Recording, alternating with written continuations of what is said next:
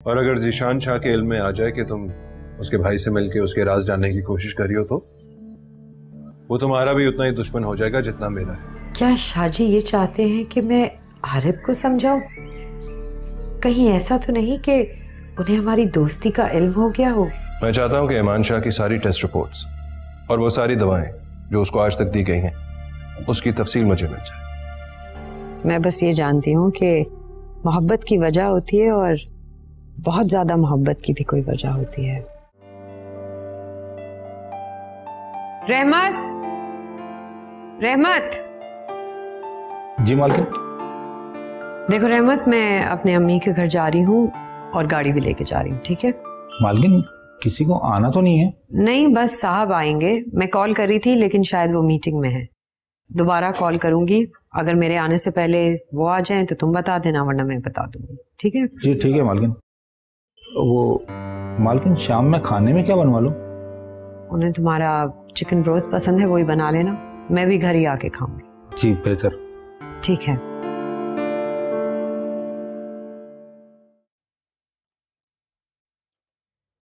वालेकुम सलाम। आओ, मेरा बच्चा है आप।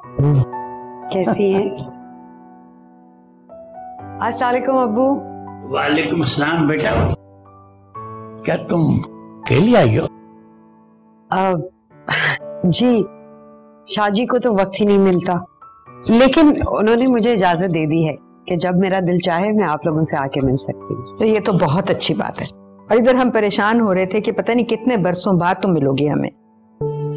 बहुत अजीब है वो अम्मी, कोई समझ ही नहीं सकता कि वो क्या सोच रहे हैं और क्या चाह रहे हैं। और सुना, वो जो उसका भाई है कैसा है वो? अमान शाह का इलाज हो रहा है अबू, वो नफ्सियाती अस्पताल में है। क्या कुछ हंगामा किया उसने? क्या कहूँ अम्मी, मुझे तो बेचारे पे बहुत रहम आता है। हर वक्त अपनी अम्मी को याद करते रहते, न जाने क्या हुआ था, कैसे हुआ था कि उसके दिमाग पर इतना ज्यादा असर है अपनी माँ का। अरे बेटा छोड़ो उसे, वो जाने और उसका भाई जाने, बस तुम अपना ख्याल रखो। पता नहीं अमान शाह मुझसे इतना क्यों अटैच हो गया है। मेरे पास रहने की कोशिश करता है, मेरे हाथ से खाना खाने की जिद करता है। ये सारी बातें शाहजी को बिल्कुल पसंद नहीं आई। उन्होंने उसे समझाने की भी कोशिश की, लेकिन वो नहीं माना और घर में तोड़फोड़ शुरू कर दी। इसीलिए उन्होंने उसे अस्पताल में दाखिल करा दिया। चलो ये तो बहुत अच्छा हुआ, वरना तुम्हारे लिए मुश्किल होता ना। बेटा तुम तो उसे अस्पताल देखने नहीं जाती ना? नहीं, अभी तक तो नहीं की। अब शाहजी से मैंने एक दफा पूछा था लेकिन उन्होंने मना कर दिया। तो ठीक है ना बेटी, वो पागल खाना है, वहां तो पता नहीं कैसे कैसे पागल होंगे। इसे छोड़ो बेटा, ये बताओ कुछ पता चला जीशान शाह के खानदान का? कौन लोग हैं, क्या करते हैं, उनका माजी क्या था? ये सब बातें सोचने का अब कोई फायदा नहीं अब्बू। बस यूं समझें कि आपकी बेटी जीशान शाह की जीती हुई एक ट्रॉफी है।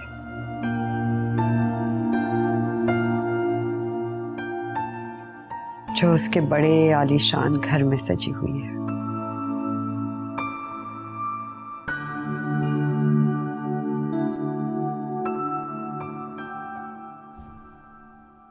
कहाँ गई? साहब जी वो तो अपने घर गई हुई है। कब गई? 2.5-3 घंटे हो गए साहब जी। वो आपको फोन कर रही थी मगर शायद आपका फोन बंद था। वो कहकर गई थी कि साहब को बता देना। चलो ठीक ठीक।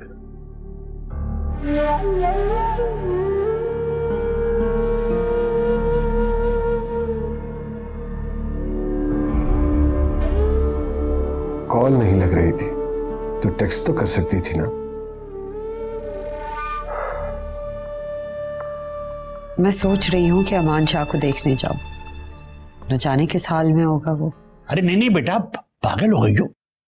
ये तो वही बात हुई कि आ बैल मुझे मार। हाँ बेटा, वो सुना है ना, दीवाना हाथी अपनी ही फौज को मारे। नहीं अम्मी, आप लोग समझ नहीं रहे। अमान शाह उस खानदान का एक बहुत ही अहम फर्द है। उसके पीछे कोई ना कोई कहानी जरूर है। बेटा तुम्हें क्या मतलब उनकी कहानी से? तुम्हारा ताल्लुक सिर्फ जीशान शाह से है। तुम ही देखो कि जीशान शाह तुमसे क्या चाहता है। इसके अलावा जो हो रहा है होने दो।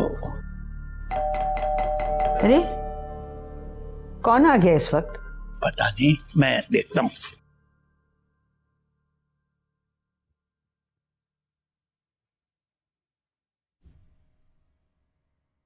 आइए आइए। वालेकुम आइए। वालेकुम सलाम। अरे आओ बेटा, आओ आओ बैठो। मैं बस जी यहाँ से गुजरा था तो सोचा कि नवीन को लेकर चलो। अरे बैठो ना, चाय पियोगे? नहीं नहीं, चाय की बिल्कुल जरूरत नहीं है, बस हम जाएंगे। जाएंगे? अगर नवीन तो अभी आइए, कुछ देर तो ठहरे। जरूर बैठते जी, बस एक जगह पहुँचना है, हम दोनों साथ ही जाना। अच्छा। हेलो। अच्छा आप हैं?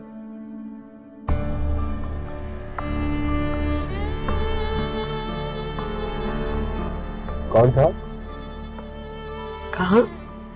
ओहो, फोन पे कौन था घर पे जब आप बात कर रहे थे? ओह, फोन पे doctor Hafiza. Okay, doctor Hafiza कौन? राइट, आप नहीं जानते। यहाँ यूनिवर्सिटी में प्रोफेसर होती हैं, मेरी शायरी के बारे में पूछती रहती हैं, उनको पसंद है।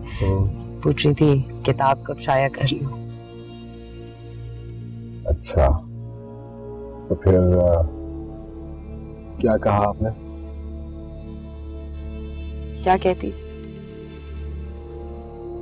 मैंने कहा कि घरदारी की जिम्मेदारियां हैं अभी बहुत।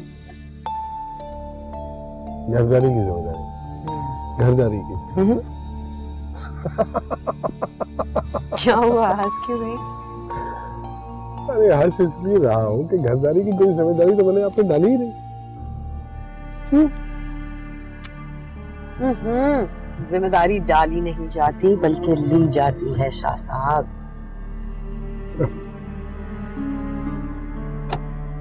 वैसे आपकी कुछ बातें हैं जो मुझे बहुत हैरान कर देती है। अच्छा, जैसे कि?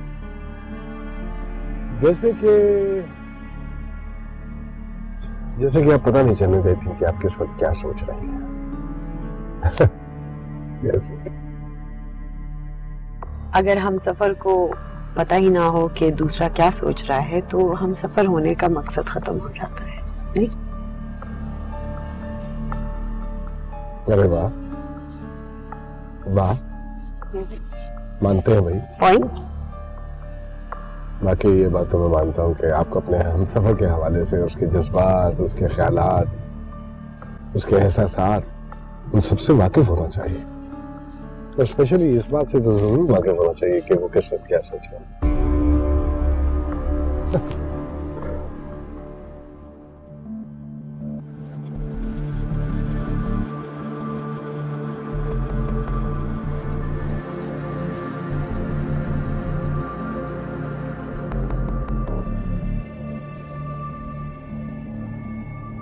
ये लीजिए फाइल। इसमें अमान शाह की तमाम टेस्ट रिपोर्ट्स की कॉपीज और दवाओं की तफसीलात मौजूद हैं।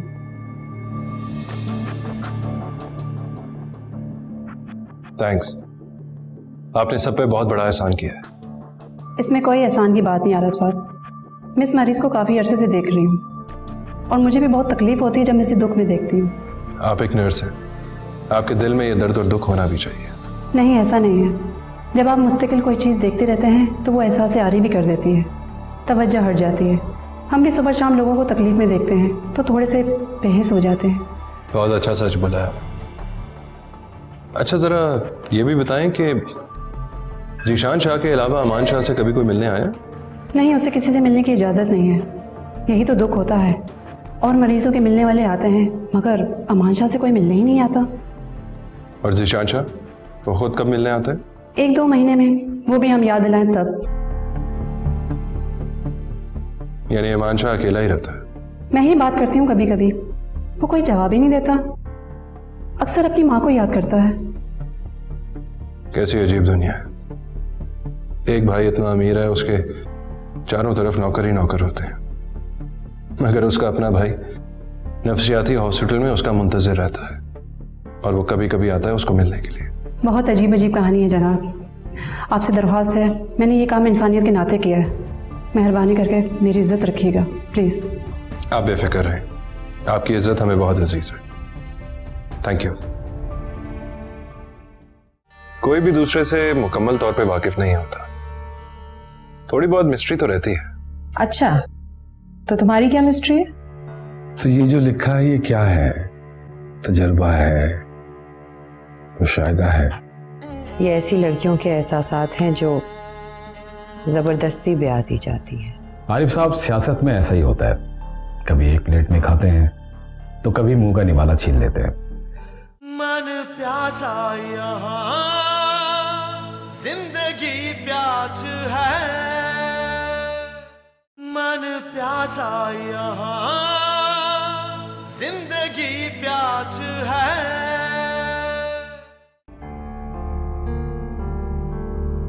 तुम ये रिपोर्ट्स इमरान आलम को दिखाओ, देखो वो क्या कहता है। नर्स बहुत डर रही थी मुझे ये सब देते। डरने की तो बात है। कुछ नई बातें सामने आई हैं, जान के मैं बहुत हैरान हुआ। वो क्या? 2 महीने बाद जीशान शाह अपने भाई को मिलने जाता है, वो भी इनके बुलाने पे। मैं सोच रही हूँ जीशान शाह अपने भाई को घर क्यों ले गया था और फिर वापस हॉस्पिटल छोड़ आया। बेचारी नवीन को उसकी देखभाल करनी पड़ी। हाँ, बेचारी जीशान शाह की बीवी है, घर में जो हो रहा होगा उसको मैनेज तो करना पड़ेगा। आई वॉज थिंकिंग कि नवीन से मुलाकात करती हूँ। क्यों? मैंने तुम्हें पहले भी समझाया था कि नवीन से नहीं मिलना। नवीन से मिलने का सिर्फ ये मकसद है कि जीशान शाह के बारे में इंफॉर्मेशन लेना। तुम्हें लगता है तुम नवीन से मिल पाओगी? जीशान शाह तुम्हें कभी नहीं मिलने देगा। ऐसे भी नवीन को तो कुछ नहीं पता होगा, क्योंकि जीशान शाह अपनी जिंदगी की बातें नवीन से शेयर नहीं करता होगा। वो दोनों मियाँ बीवी हैं, एक दूसरे से तो वाकिफ होंगे। जरूरी तो नहीं है, एक दूसरे के करीब रहने का मतलब ये नहीं है कि एक दूसरे से वाकिफियत भी हो। क्यों, हम दोनों भी तो हैं। हम दोनों तो एक दूसरे से वाकिफ है ना। तुम्हें क्या अच्छा लगता है, तुम्हारे दिल में क्या चल रहा है, मैं तो सब कुछ जान लेती हूँ। नहीं सुमेरा, कोई भी दूसरे से मुकम्मल तौर पे वाकिफ नहीं होता, थोड़ी बहुत मिस्ट्री तो रहती है। अच्छा, तो तुम्हारी क्या मिस्ट्री है? क्या बातें करने बैठ गए, छोड़ो ये बातें। बताओ ना, तुम्हारा क्या राज है कि मैं जब भी ऐसी बात करती हूँ तुम दरगुजर कर देते हो? ये आज तुम अचानक एक आम औरत क्यों बन गई? आम औरत बनने में भी मजा है। अब देखो ना, मैं एक आम औरत की तरह माँ बनने जा रही हूँ, लेकिन तुमने उस बारे में तो कुछ नहीं कहा। कहाँ की बात कहाँ ले जाती हो? बात जीशान शाह की हो रही है और तुम। बात सिर्फ जीशान शाह की नहीं, जीशान शाह की बीवी नवीन की भी हो रही है। मेरे ख्याल से मैं ये फाइल ले जाता हूँ, इससे पहले कि तुम मेरी फाइल निकालो।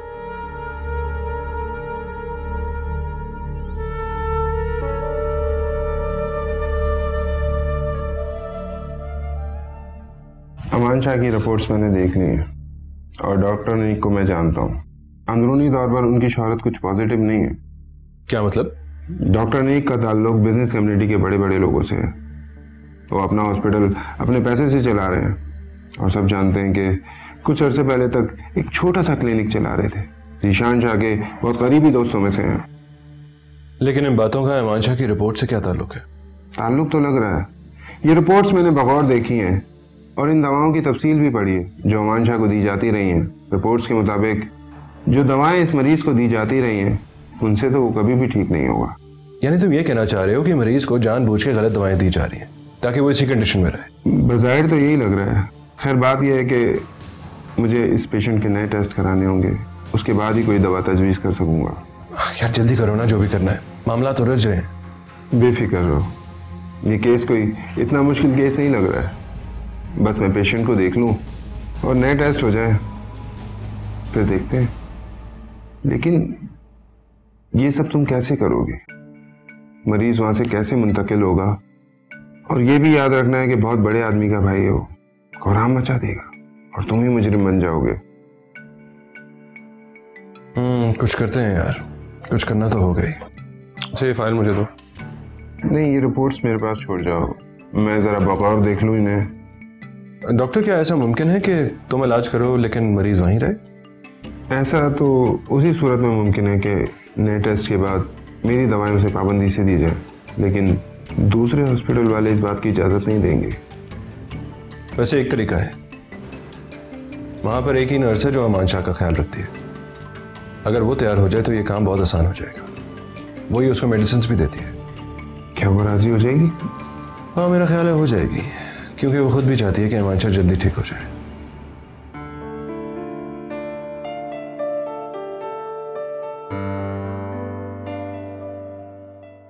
बड़ा काम हो रहा है आज। बस यूं ही। क्या लिख रही हैं, जरा दिखाइए हमें भी।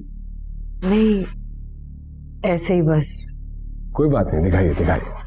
अरे दिखाइए।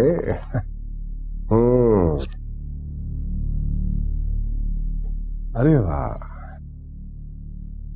मेरे महबूब, मैं अब वो नहीं हूं। रियली? अच्छा है, अच्छा है। खामोशी को समझते क्यों नहीं हो, मोहब्बत अब नहीं आरज़ू मेरी। मैं वो रिश्ता नहीं हूं जो कभी था, मोहब्बत जिद नहीं होती है, समझो। समझ गए जनाब? जरूरी है तुम्हारा हाथ थामो, जरूरी है, जरूरी है किसी का हाथ छोड़ो, ये भी जरूरी है। जरूरी है ज़बान से ही कहूं मैं, जरूरी है तुम्हारी ही रहूं मैं। नहीं, मैं उस तरह बाकी नहीं हूं कि जैसे तुमको मैं चाहती रही हूं, कि जैसे मैं तुमको चाहती रही हूं। ये किसके लिए लिखा है?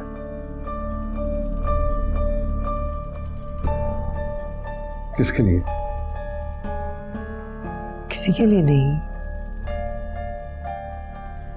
शायर तो शायर होता है,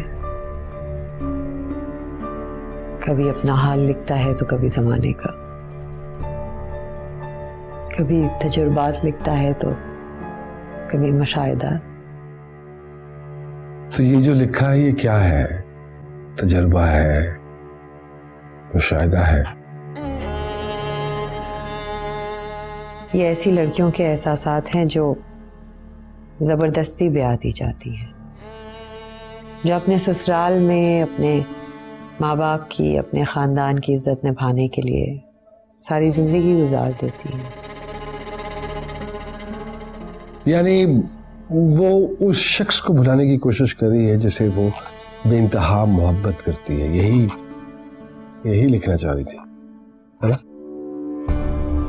गलत सोच रहे हैं हम। ये हमारी तहजीब की खूबसूरती है और इसी तहजीब को लिख रही हूँ मैं, जो कभी कभी हमारे यहाँ औरत को जबरदस्ती निभानी पड़ती है। कहीं आप तो निभानी नहीं जबरदस्ती। ऐसा क्यों कह रहे हैं आप? कभी आपको ऐसा लगा कि मैं जबरदस्ती ये रिश्ता निभा रही हूँ?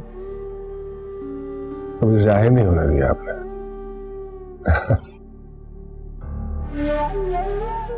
मेरी शायरी को लेकर ऐसे अंदाजे मत लगाया करें शाह जी।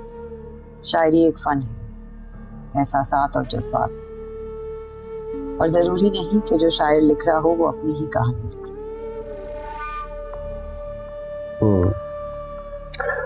खैर, मजाक कर रहा था मैं आपसे। मेरी बातों को संजीदा मत लिया करें। शायरी से तो मुझे वैसे ही कोई इंटरेस्ट नहीं है, कभी पसंद नहीं, और माकूल वजह है मेरे पास इसकी। और आपको शायरी बहुत पसंद है, एंड आई एम श्योर कि आपके पास भी कोई माकूल वजह होगी।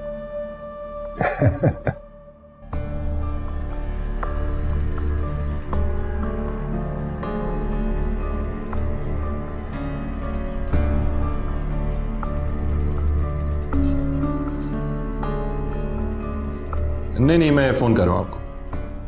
ओके। अंदर आ सकते जनाब। अरे जनाब। अस्सलाम वालेकुम। वालेकुम सलाम। आप रास्ता भूल के कैसे आ गए आज? जी नहीं, दानिशा तौर पर आया हूँ, और वो भी मुशावरत के बाद। सियासत से वाबस्ता लोग हैं आप, हवाओं का रुख देख के चलते हैं। सही फरमाया आपने, 100% सही। और आप ये सोचकर परेशान हो रहे होंगे कि मैं आपके ऑफिस में क्या कर रहा हूँ। मैं तो ज़ीशान शाह का आदमी हूँ। इससे फर्क नहीं पड़ता आप आदमी किसके हैं, फर्क ये पड़ता है कि आपके मकासद क्या। मकासद सिर्फ इतने हैं कि हम आपकी तरफ दोस्ती का हाथ बढ़ाना चाहते हैं। सिर्फ मैं ही नहीं, बल्कि हमारे तमाम पार्टी के लोग भी। पूछ सकता हूं कि इस दोस्ती की क्या जरूरत पड़ गई? है जरूरत दोस्ती की। आपने करप्शन के हवाले से जितने भी काम किए हैं बिलाशुबा काबिल तहसीन है। और ये अलग बात है कि आपके आर्टिकल की वजह से हमारे पार्टी के कुछ लोगों को बड़ी तकलीफ उठानी पड़ी है, और आप ही की निशानदेही की वजह से हमने उनको अपनी पार्टी से निकाल भी दिया है। हाँ, मिनिस्टर साहब आपके कलम के शदाई हैं। देखिए जनाब, मैं किसी का दुश्मन नहीं हूं। मेरा मसला सिर्फ यह है कि मैं इस मुल्क से बहुत मोहब्बत करता हूं, और जो भी इस मुल्क का चेहरा बिगाड़ना चाहता है वो मुझे अच्छा नहीं लगता। मैं जानता हूं आपकी सोच और सच्चाई की हम सब कदर करते हैं। बेदाग माजी है आपका। और एक बात बताना जरूरी समझता हूं कि ज़ीशान शाह से हमारी पार्टी के लोग खुश नहीं है। क्यों? वो तो एक अरसे से आपकी पार्टी के साथ जुड़ा है, और आप लोगों ने बहुत बड़े प्रोजेक्ट्स दिलवाए हैं उनको, करोड़ों रुपए का फायदा करवा के, और शायद उसने भी आपकी पार्टी को बहुत फायदा पहुंचाया है। सियासत में ऐसा लेन देन होता है, मगर कभी कभी हर वक्त बंदरबाट नहीं चलती है। असल में वो हमारी पार्टी के उसूलों से टकराने लगा है, सिर्फ अपनी ख्वाहिशात की वजह से। मैंने उसे बहुत समझाया, इंतहाई जिद्दी और अनापरस्त आदमी है वो। तो अब आप लोग क्या सोच रहे हैं? हमारी पार्टी का फैसला है कि ज़ीशान शाह से हाथ हटा लिया जाए। क्या ये बात आप ज़ीशान शाह को बता चुके हैं? अभी नहीं, 1-2 दिन में मैं समझता हूँ हतमी फैसला सुना दिया जाएगा। और हाँ, ज़ीशान शाह आपके साथ कुछ भी गलत करता है तो उससे हमारी पार्टी का ताल्लुक नहीं होगा। यकीन नहीं आ रहा मुझे, इतने पुराने मुरासिम कैसे खत्म होंगे? आरिफ साहब, सियासत में ऐसा ही होता है, कभी एक प्लेट में खाते हैं तो कभी मुंह का निवाला छीन लेते हैं। असल में ज़ीशान शाह की शादी उसे रास नहीं आई है, और आनी भी नहीं थी। लेकिन ज़ीशान शाह की शादी का आपकी सियासी दुनिया से क्या ताल्लुक? बहुत गहरा ताल्लुक है, और कुछ न कुछ तो आप भी जानते ही होंगे। आपको बताऊंगा मैं। अभी सिर्फ इतना ही कहना चाहूंगा कि अभी हमारी मुलाकात का किसी से जिक्र मत कीजिएगा। आपको तो पता है हम सियासी लोग हैं, बिला वजह खबर बन जाएगी। आपका बहुत शुक्रिया कि आपने हमारी दोस्ती कबूल की। मैंने दोस्ती कबूल करने की कोई जमानत नहीं दी। इनकार भी तो नहीं किया आपने। खामोशी को आधा इनकार समझा जाता है। Thank you.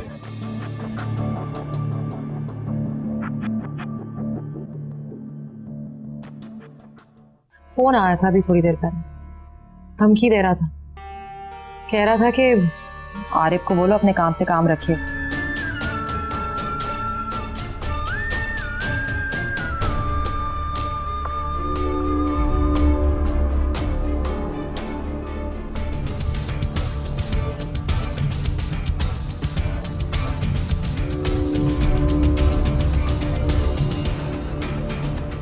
मन प्यासा यहाँ जिंदगी प्यास है,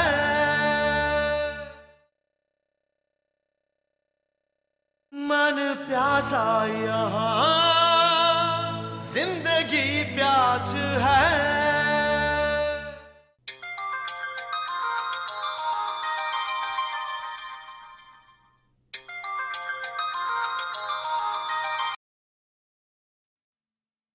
हेलो, सुमेरा आरिफ बात कर रही हैं? जी, कौन बात कर रहे? अरे खैर खा ही हैं आपके। पूछना सिर्फ ये था कि अच्छा खासा चले गए थे आप लोग, वापस क्यों आ गए? आपसे मतलब? कौन बात कर रहा है ये? अरे मतलब ही तो है मैडम, जरा अपने शौहर से बात कराएं, उन्होंने तो अपना नंबर ही बदल लिया। बकवास बंद करें और फोन इसी वक्त रख दें। अपनी बात पूरी किए बगैर तो फोन बंद नहीं ना कर सकते मैडम। आपने कहना ये है अपने हस्बैंड से कि इस शहर में रहे और सुकून होके रहे, मुझे कोई मतलब नहीं है, पर जरा अपने कलम को लगाम में रखे। वरना इस दफा बात धमकी से आगे जा सकती है। एक एक पल की रिपोर्ट रखता हूँ तुम लोगों की। तुम लोगों को ढूंढना मेरे लिए कोई इतना मुश्किल काम है नहीं। तुम्हारे लिए ये बेहतर होगा कि तुम इस वक्त फोन रख दो, वरना मेरे लिए भी कोई मुश्किल नहीं है तुम लोग तक पहुंचना। और वैसे भी मैं जानती हूँ कि किसके कहने पे धमकियां दे रहे हो मुझे। जाके उसे समझा दो कि कभी कभार वार उल्टे भी पड़ जाते हैं। और उस बुज़दिल से कह दो जाके, एक कलम से डर रहा है, बहुत सारे कलम इकट्ठे कर लिए तो क्या करेगा वो? लगता है बातों से नहीं मानेगी।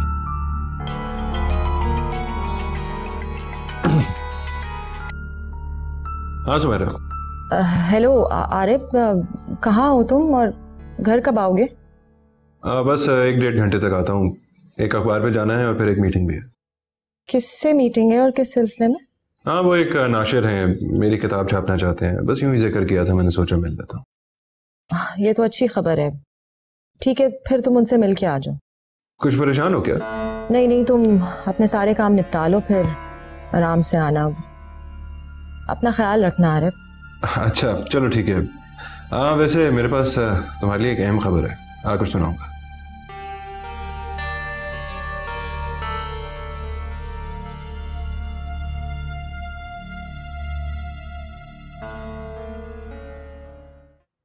अस्सलाम वालेकुम।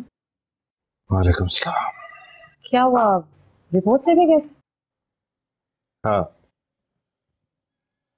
डॉक्टर इमरान ये रिपोर्ट्स और अमान शाह की दवाएं देके बहुत हैरान। क्यों, कोई गड़बड़ है क्या? कुछ गड़बड़ नहीं है, सब कुछ ही गड़बड़ है। उसके मुताबिक जो दवाएं अमान शाह को दी जा रही हैं उसके रिपोर्ट्स के हवाले से बिल्कुल गलत है। वो इन दवाओं से कभी ठीक नहीं हो सकता। डॉक्टर सही नहीं है क्या? पता नहीं क्या मसला है।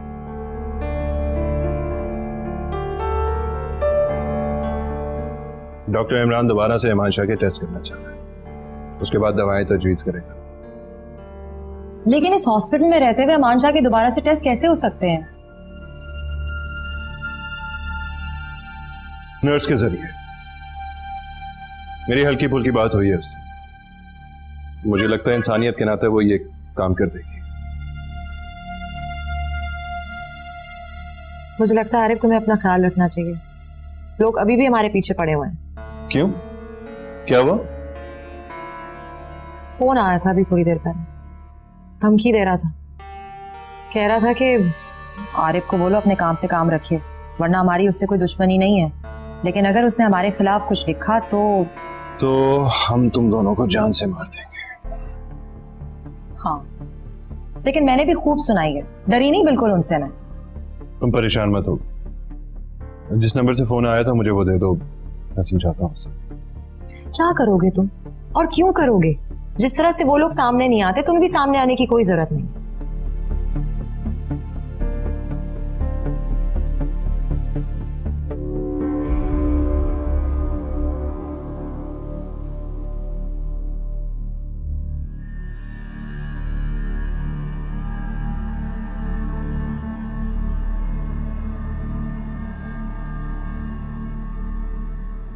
शाहजी, आपको अमान शाह को देखने जाना था ना? आपको कैसे पता? आपने ही मुझे बताया था कि आप जाएंगे।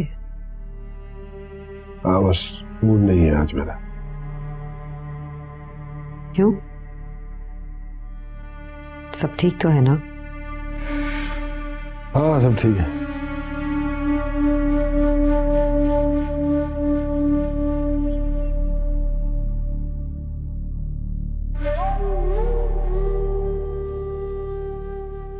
कोई बात तो है, मुझे तो लग रहा है कि आप डिस्टर्ब हैं। बताएं क्या बात है, क्यों परेशान हैं? क्या परेशानी होगी मुझे? बस अपने मूड का आदमी हूँ, अपने मूड के साथ चलता हूँ। मूड अच्छा है तो सब अच्छा है, मूड बिगड़ा हुआ तो सब बिगड़ा हुआ। आप मुझे इतना तो इख्तियार देते हैं ना कि मैं अमान शाह के बारे में आपसे कुछ पूछ सकूं? क्या पूछना चाहती हैं आप उसके बारे में, बताइए। वो ज़हनी तौर पर बीमार है, अपनी बीमारी की अज़ियतें झेल रहा है। अगर कभी कभी उससे मिल आए तो इसमें कोई हर्ज तो नहीं है। आप चले जाए ना प्लीज। मुझे देखने जाना चाहती हैं आप? अगर आप इजाजत नहीं देंगे तो नहीं जाऊंगी। ठीक है, अगर आप उसे देखने जाना चाहती हैं तो जाइए, मुझे कोई इतराज नहीं है। ड्राइवर है बाहर, ले जाइए उसे साथ।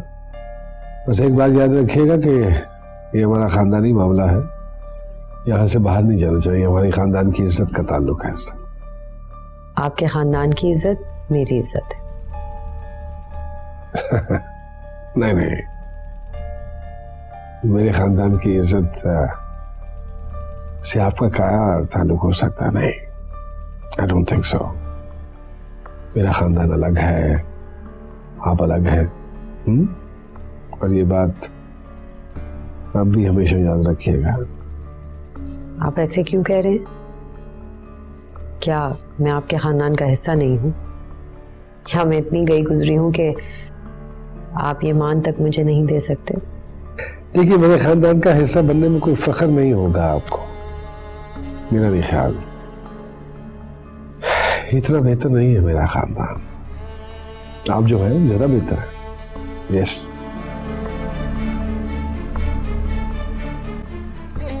आप शायद मुझसे खफा हैं इसलिए ऐसे कह रहे हैं, वरना तो अच्छाइयाँ बुराइयाँ हर खानदान में होती हैं और हम उन्हीं लोगों के साथ जीते हैं।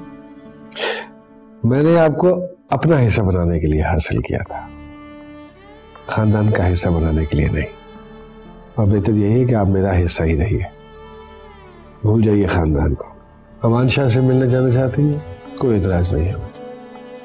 थोड़ी सी एहतियात रखिएगा, कहीं वो आपको कोई नुकसान ना पहुंचा दे। राइट?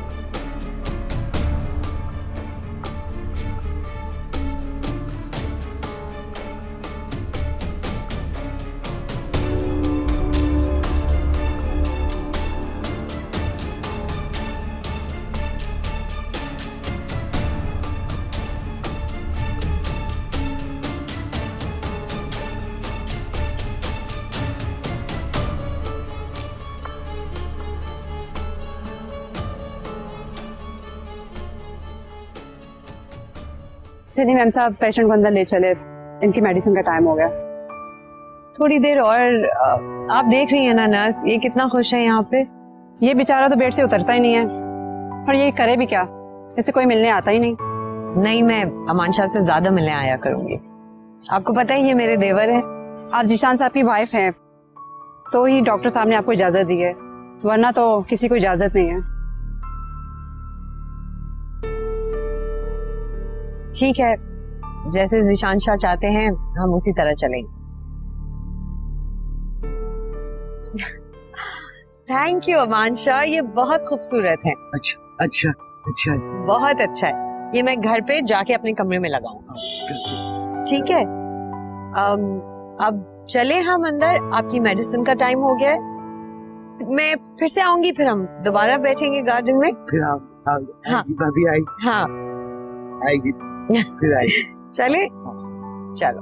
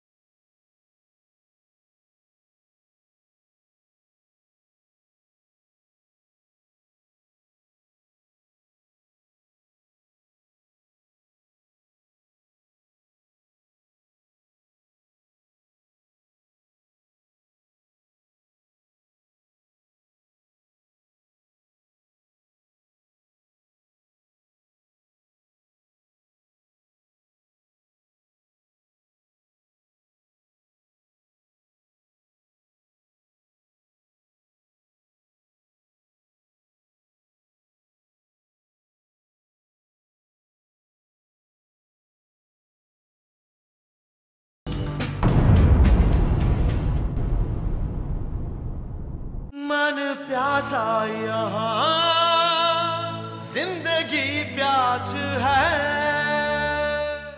मन प्यासा यहाँ, जिंदगी प्यास है।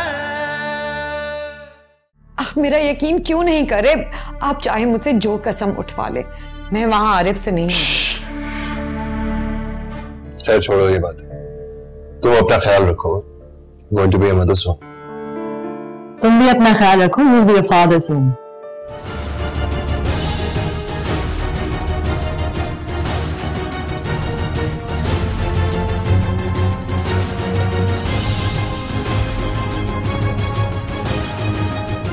मैंने सोचा कि मैं आपको इत्तला दे दूं। हो गई इत्तला, अब जाइए जाके ढूंढिए उसे, वरना सबको उल्टा टांग दूंगा मैं। शाह भाई कुछ नहीं जान, शाह भाई के लिए कुछ नहीं जानता, कुछ नहीं, कोई बात नहीं करनी, कोई बात नहीं करनी। आंचल कुछ नहीं होगा, तुम परेशान मत हो। मन प्यासा यहाँ, जिंदगी प्यास है,